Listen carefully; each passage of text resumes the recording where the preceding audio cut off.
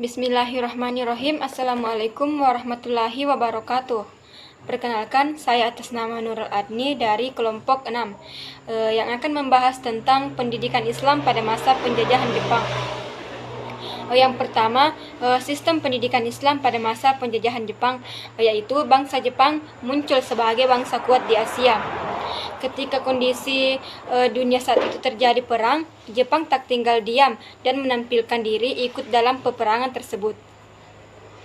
Jepang mendapatkan prestasinya ketika menghadapi Rusia. Jepang bercita-cita besar, yaitu menjadi pemimpin di Asia Timur Raya. Jepang akhirnya menduduki Indonesia dan menaklukkan Belanda yang telah lama menjajah. Selama Jepang menjajah Indonesia, hampir setiap hari hanya diisi dengan latihan perang atau bekerja. Jika ada kegiatan-kegiatan sekolah, hal tersebut tidak jauh dari konteks peperangan. Kegiatan yang dikatakan berhubungan dengan sekolah tersebut antara lain yang pertama, mengumpulkan batu dan pasir untuk kepentingan perang, dan yang kedua, membersihkan bengkel-bengkel dan asrama militer. Yang ketiga, menanam umbi-umbian, sayur-sayuran di pekarangan sekolah. Untuk persediaan bahan makanan, setiap pagi wajib mengucapkan sumpah setia kepada Kaisar Jepang, lalu dilatih kemiliteran. Yang keempat, menanam pohon jarak untuk pelumas. Tujuan pendidikan di zaman penjajahan Jepang tidaklah banyak yang dapat diuraikan, sebab hanya disibukkan dengan peperangan sehingga perhatian sangat sedikit. Rayuan Jepang terhadap bangsa Indonesia yang mengatakan bahwa Jepang adalah saudara tua yang datang ke Indonesia untuk mencapai kemakmuran bersama di Asia Timur Raya, atau yang terkenal dengan Hakko Ichiyo sebagai landasan utama pendidikan pada zaman pendudukan Jepang. Penjajahan Jepang mengambil kebijakan bahwa bahasa-bahasa Belanda dilarang digunakan sama sekali, baik di kantor-kantor maupun di sekolah-sekolah. Sedangkan bahasa Jepang menjadi bahasa kedua. Selama masa pendudukan Jepang inilah bahasa Indonesia berkembang dan dimodernkan sehingga menjadi bahasa pergaulan dan bahasa ilmiah. Pada masa ini nasionalisme tumbuh dengan sempurna. Masyarakat pedesaan dan masyarakat kecil yang sejak awal tidak mendapatkan pendidikan barat Belanda memiliki peluang untuk meningkatkan diri dari kemampuan penggunaan bahasa Indonesia. Mereka bersemangat mempelajari bahasa Indonesia yang harus mereka pahami sejak dari sekolah rendah sampai ke sekolah menengah.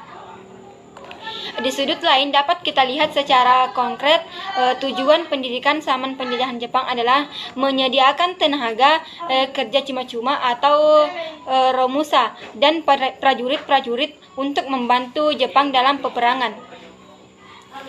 Berbeda dengan Jepang, pemerintah kolonial Belanda menjajah Indonesia sebelum Jepang menerapkan politik David et Impera yang menciptakan situasi konflik antar golongan dan memusuhi ulama. Kebijakan tersebut berimbas pada sistem pendidikan. Terjadi diskriminasi antara golongan Eropa atau yang dipersamakan dengannya mengikuti pendidikan di Eropa Lager School, yakni sekolah dasar selama 7 tahun. Kemudian HBS yang sederajat dengan SMU selama 5 tahun. Lalu sekolah tinggi yang lamanya disesuaikan dengan jurusannya. Untuk jurusan hukum melanjutkan ke RHS selama 6 tahun. Jurusan kedokteran ke GHS selama 5 tahun. Jadi rata-rata interval waktu yang dibutuhkan untuk menempuh pendidikan dasar sampai pendidikan tinggi golongan ini dibutuhkan waktu sampai 17 tahun sampai 18 tahun. Sedangkan untuk golongan bumi putera atau yang dipersamakan dengannya, yakni yang menurut keturunan dan situasi sosial berasal dari bangsawan, aristokrat, pemimpin adat, ulama atau rakyat jelata mengikuti pendidikan pada jenjang dasar di HIS selama 3-5 tahun, lalu memasuki sekolah peralihan SLO setingkat SMP selama 3 atau 4 tahun, seterusnya ke SMA selama 3 tahun, kemudian perguruan tinggi 24 lama waktu yang ditempuh pendidikan bagi bumi putera lebih lama sekitar 20-21 tahun. Itu berarti 3 tahun lebih lama bila dibandingkan dengan sekolah bangsa Eropa atau yang dipersamakannya, belum termasuk diskriminasi kurikulum. Baik, hanya ini yang sempat saya sampaikan. Selanjutnya akan dilanjutkan oleh teman kelompok kami. Sekian dari saya. Wassalamualaikum warahmatullahi wabarakatuh. Bismillahirrahmanirrahim. Assalamualaikum warahmatullahi wabarakatuh. Sebelumnya terima kasih atas kesempatan yang telah diberikan kepada saya. Perkenalkan, saya atas nama Sakinah selaku pemateri kedua.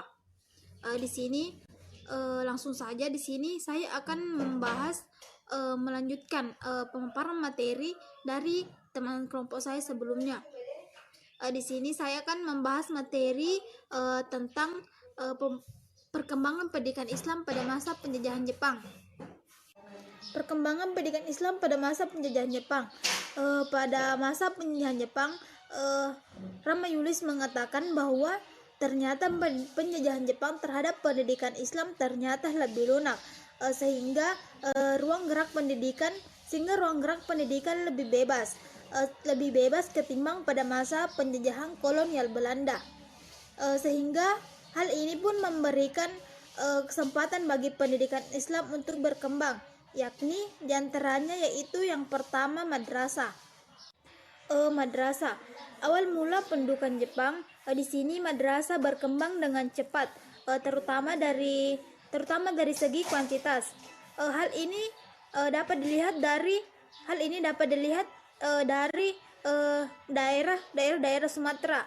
Daerah Sumatera yang terkenal dengan madrasah auliyahnya yang diilhami oleh Majelis Ulama Tinggi. Dan yang kedua yaitu